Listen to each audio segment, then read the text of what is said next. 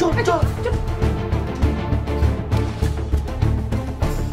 তুমি এত রাতে আমার ঘরে কি করতে আসছো সিস্টার? তুই পাইল চুরি করতে আসছো তাই না? তোমার এই নীরবতাই বলতেছে তুমি পাইলটা চুরি করতেই আসছো। বিশ্বাস করো, পাইলটা এখন আমার জীবনের থেকেও বেশি দামি।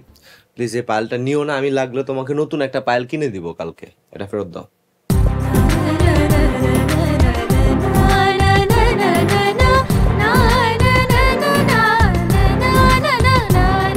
দেখেন, আমি আপনার ভালোর জন্য পাইলটা নিতে এসেছি। মানে এই পাইলটা নিয়ে আমি আমার বান্ধবীকেও দেখাবো, আমার বান্ধবী আবার তার বান্ধবীকেও দেখাইবো, তার বান্ধবী আবার তার বান্ধবীকেও দেখাইবো। তাইলেই তো আপনার বোরখানিরে খুঁজে পাওয়া দেবো নাকি? ইউ আর রাইট, আমি তো এভাবে ভেবে দেখিনি। জি। কিন্তু সিস্টার, এই পাইলটা ছাড়া আমি কিভাবে থাকবো? কেন, এই পাইলটা কি আপনার বিয়ে করা বউ নাকি যে থাকতে পারবেন না? আচ্ছা ঠিক আছে, পাইলটা তুমি নিয়ে যাও, কিন্তু হারায় ফেলো না যাতে। শোনেন, কালকা থেকে রাস্তার পাড়ে দাঁড়ায় ওই মাইয়াটার জন্য ফিল্ডিং করার আর কোনো দরকার নেই। আপনার বোরখানিরে আমি খুঁজে দিব।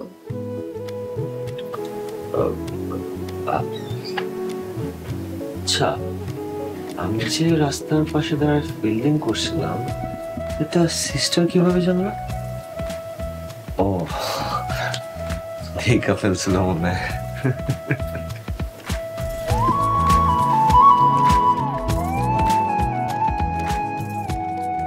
তো বাবা ভালো আছে তো?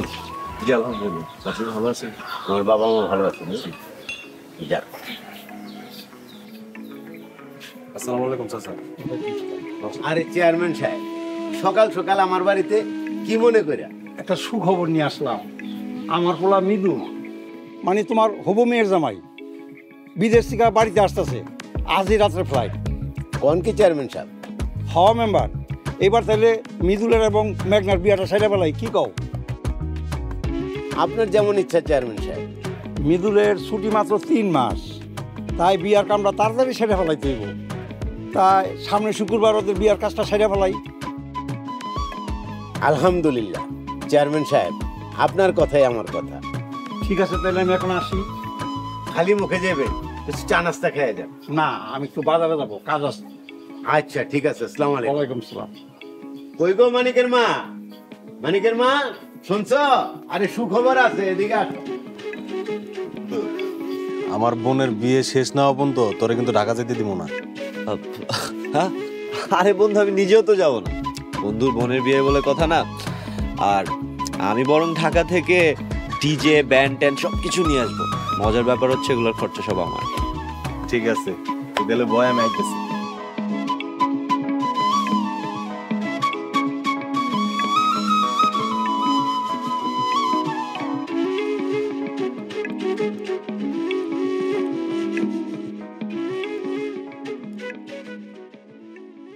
ও, শাদি মুবারক হো সিস্টার। Thank you. আচ্ছা, আপনার একটা প্রশ্ন করি। কি? আপনি যারা ভালোবাসেন, মানে ওই বোরকা আলী, তার যদি বিয়ে হয়ে যায় তাহলে আপনি কি করবেন? আমি মনে মরে যাবো সিস্টার। ও আচ্ছা, হঠাৎ এমন প্রশ্ন জিজ্ঞেস করলে যে?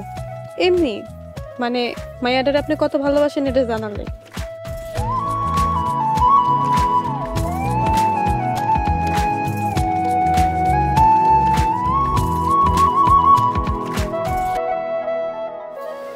মেঘনা, পোলাটা তোরে নিয়ে কিন্তু আসলেই অনেক সিরিয়াস। আর তোর লেগে যে পাগলামিডি করতেছে এটি তো আমি নিজের চোখেই দেখতেছি।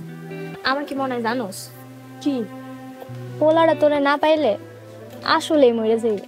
আমি কি করবো কলাবনি? আমার বিয়ে তো সেই 3 বছর ধরে ঠিক হয়ে আছে। 3 বছর ধরে বিয়া ঠিক হয়ে আছে? বিয়া তো আর হয়ে যায় নাই, হইছে? শোন মেঘনা, এই যুগে এরকম একটা ভালোবাসার মানুষ পাওয়া অনেক ভাগ্যের ব্যাপার।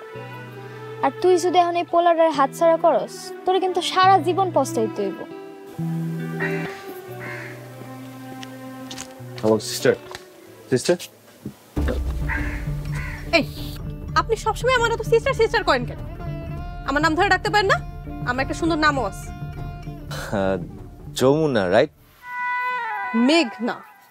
ও, আসলে নদীর নাম তো গোলায় ফেলছিলাম। I am really sorry sister. আবার সিস্টার? আপনি যদি আরেকবার আমার সিস্টার করে রাখছেন আমি কিন্তু বাড়িতে আপনার মাথা ফাটাই দিব। আচ্ছা তুমি এরকম সামান্য ব্যাপার নিয়ে এত রেগে যাচ্ছ কেন, কি হয়েছে? কারণ আপনি যারা ভালোবাসা তার বিয়ে ঠিক হয়ে গেছে। কি? হ, এর লেগে আমগো দুইজনের মেজাজটা একটু খারাপ। আগামী শুক্রবারে তার বিয়া। তাহলে এখন আমি কি করব?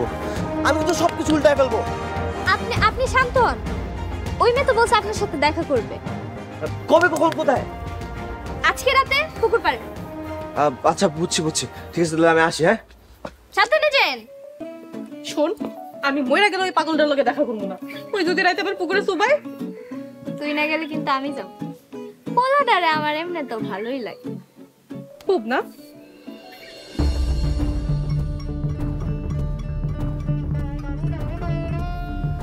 কতক্ষণ ওয়েট করবো? কি যে করবো কিছুই বুঝতেছি না। আসতেছে না কেন এখনো?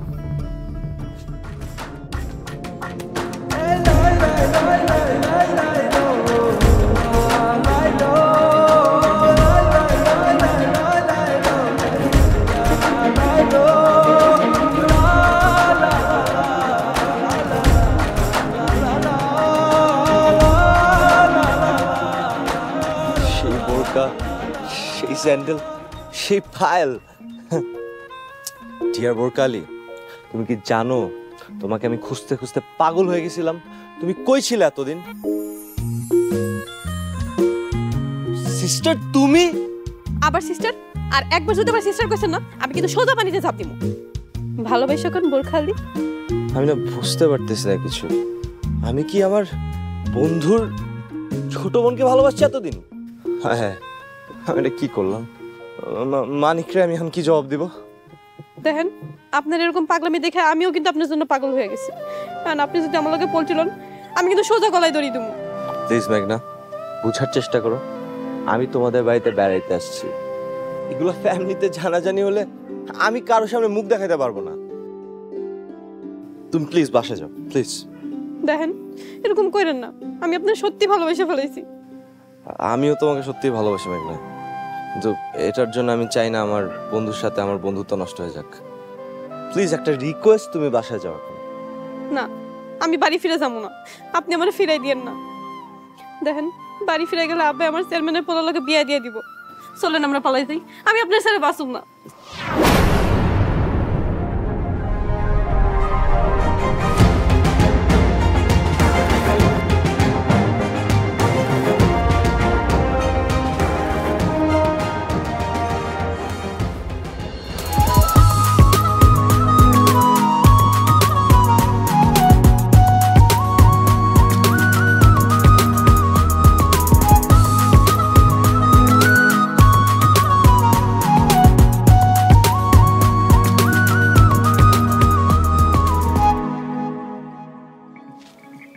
তোমার বাবা চাইলেই আমাদের জুতার মালা পরানো থেকে বাঁচাইতে পারত। নিয়ম তো সবার জন্যই সমান, আপনি বুঝেন না? আর তাছাড়া আপনি তো কইছিলেন যে আমার জন্য আপনি বদনার মালা গলায় দিয়েও ঘুরতে পারবেন। আমি তো জাস্ট কথার কথা বলছিলাম। এই জুতার মালা পরায় পুরাটা গ্রাম ঘুরাইছে, এই অপমান আমি কোনোভাবে মেনে নিতে পারতেছি না সিস্টার। I am sorry. আবার সিস্টার? মানুষ তো ভালোবাসার জন্য কত কিছুই করে। আর আপনি না হয় আমার জন্য একটু জুতার মালা গলায় দিয়ে শ্বশুর বাড়ি এলাকাটাই ঘুরছেন, কিন্তু শেষমেশ তো আমারে পাইছে। এই ভাইবাই নিজের মনের সান্ত্বনা। দেখেন, আপনার এরকম চোখের পানি কিন্তু আমি একদম সহ্য করতে পারতেছি। এভাবে ভাঙ্গা পড়েন না। চলে, ট্রেন ছাড়া সময় হয়ে যাইতেছে। আমি এই গ্রামের সবগুলারে পাবনা পাঠাবো। গ্রামের সবগুলা পাগল। প্রেম প্রীতি নিষিদ্ধ করা আজাইরা সব নিয়ম কানুন বানায় রাখছে। আচ্ছা, এই গ্রামের জনসংখ্যা কত আমি একটু বলো তো? 1200। তাহলে তো পাবনা পাঠায় কোনো লাভ হবে না, কারণ পাবনার মেন্টাল হসপিটাল সিট তো মাত্র 500। না না, আমি সরকারের কাছে একটা চিঠি লিখবো যাতে এই রূপপুর গ্রামে 1200 সিট বিশিষ্ট মেন্টাল হসপিটাল বানায় সরকার।